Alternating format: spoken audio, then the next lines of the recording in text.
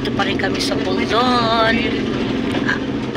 Mamaya pa yung activation program, ano, sa umaga, sa mga alas 10. So, habang hinihintay namin yung proper program, pumunta kami ng Hashim Salamat Grave para bisitahin ang kanyang grave at makakuha kami ng mga picture and documentation na rin. Maraming salamat kay Sir Quemado dahil siya yung nagpaunlag sa amin na pupuntahan namin ngayon sa Hashim Salamat Grave. Insyaallah. Subhanakallah wa bihamdik astaghfiruka wa atubu ilaik. Subhanallah sa kuna do mukri wa inna ila rabbil alamin subhanallah Allah akbar. Dito na kami. So guys, dumating na kami dito sa Salamat Grave.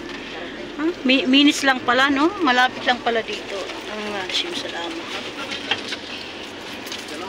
Ayan. Sir, iwan nyo na yung camera dito, sir. Thank you, sir. Ito na. Kaya palang dito lang ang ito. Bakit to? Grave na yan. House of Salamat.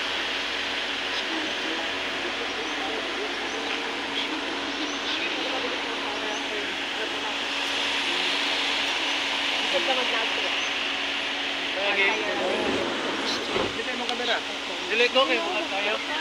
Try pa.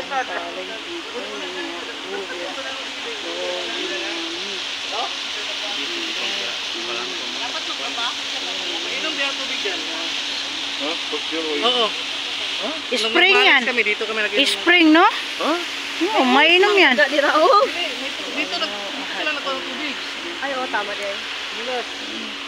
So, ayan ang mga kasama namin, guys. Pinapunta kami, Sir Quemado dito. Pamati-amati ka sa selo, di ka tatawa. Kagalubunganin nan. Bismillahirrahmanirrahim.